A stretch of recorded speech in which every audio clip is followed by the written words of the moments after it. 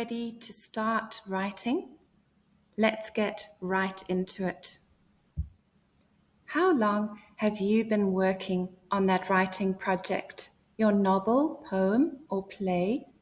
Why have you not completed it yet? Is it indecision, fear, lack of confidence? Let us tackle these issues together.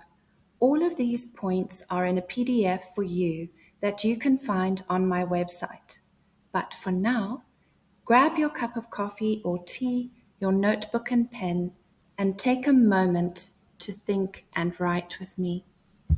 So, how do we start? This is the question most writers ask. There is something we want to express or describe, a story we want to share, but how do we begin? In the story of Alice in Wonderland, the king describes it wonderfully by saying that we begin at the beginning and when we come to the end, we must stop. And this seems far too simple, but it is what we must do. So take a moment to write down your answers to these questions. Where are you from? Why do you want to write? And what do you want people to know? All of these things will be colored with your unique perspective. Don't hold back. Pour out everything you think your writing should honestly reflect. You can be the first character that you write about. Think of a name for this person. When you write and share your work with an audience, it's kind of scary. It's like walking naked through the marketplace. And any writer, artist, musician, or actor has courage in that they make themselves vulnerable. And it's easier if you can do this in gradual stages and start to share something that you have written with family or friends. Constructive criticism is very helpful, and you need feedback if you are going to grow and develop and finish your project. You cannot remain in hiding. Sometimes writers feel stuck, and we use the phrase writer's block, but it can become an excuse because we are afraid to finish a project and put it out there. If you feel stuck and you can't push your plot along, try talking aloud to someone about the development of your story. Often, writers have imposed obstacles on themselves by having a rigid plot and a set idea of their characters. They don't want to allow their character and plot to evolve naturally as they write. Basically, sometimes we just make things very difficult for ourselves. So, if a plot device is not working, just remove it. Just have your character do the easiest thing and push him along. You can do this by asking questions.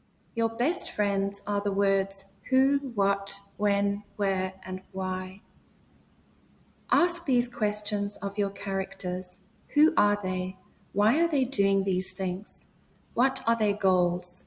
And avoid getting so attached to a line of description or even a character you have created that just does not work in the story. Ask beta or ARC readers to give you an opinion. You don't have to accept all opinions, but you need to develop a tough skin so that you do not have an oversensitive reaction to their feedback. Consider the feedback depending on the source, and then keep on editing and pushing forward. As a writer, you are the mother of your project. Your story is your baby. But as an editor, you are a teacher and must take a step back and try to be more analytical. So, what is your story about? Don't overthink this. Your book does not have to be a philosophical tome. Little things count too. Small observations of everyday life that may seem very ordinary and boring to you may be very interesting to someone who lives in a foreign country.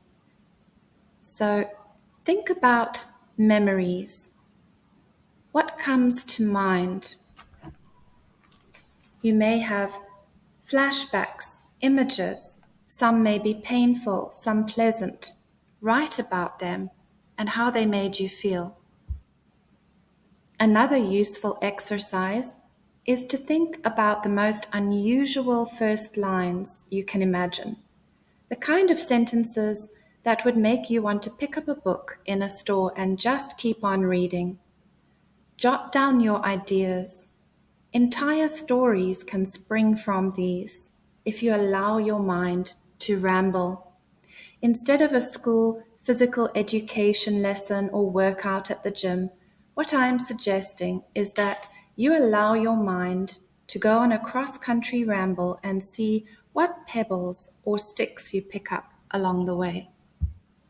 Lastly, and most importantly, is anyone interested in what you have to say? You may be fearful that you have nothing of value to offer, but every single person has a unique story to tell. What you need to consider is what kind of format will suit you. When you go clothing shopping, you try on different styles and sizes, and hopefully you don't try to force yourself into something that just won't fit. Think of your writing in this way. Try on a few different styles. You might be a poet, novelist, playwright, or prefer short stories. But don't force yourself into the role of graphic novelist and then struggle with the artwork when you could be writing lyrics or poems. Allow yourself the freedom to experiment with different styles and see where you feel most comfortable and what you really enjoy. Observe people. Get out into the world, your community, your backyard. Notice what people do and say, how they behave, and think about how you react to situations when you are in your car, in the shower, making breakfast, or just feeling completely frustrated that nothing is going according to your plans. Write about it. Write your reality, whether this is boring, deceitful, shameful, scary, exciting, or embarrassing. The most horrible, irritating moment of your day could be the best first line of your story. If a project does not work immediately, don't give up. Try again. If we come back to Lewis Carroll, most people have heard of Alice in Wonderland and Through the Looking Glass. But he wrote other stories that were not as good. All writing has flaws, and we mustn't hold back because you think it will not be perfect. Maybe it's not that good, but if you have made the effort, you tried, and if you continue to work on it, you will improve. Never be too proud to learn from others as they give you a helping hand on the way.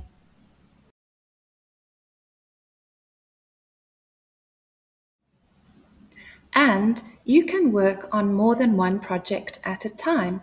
If your novel is taking a long time, work on other pieces in between. If a project does not work immediately, don't give up.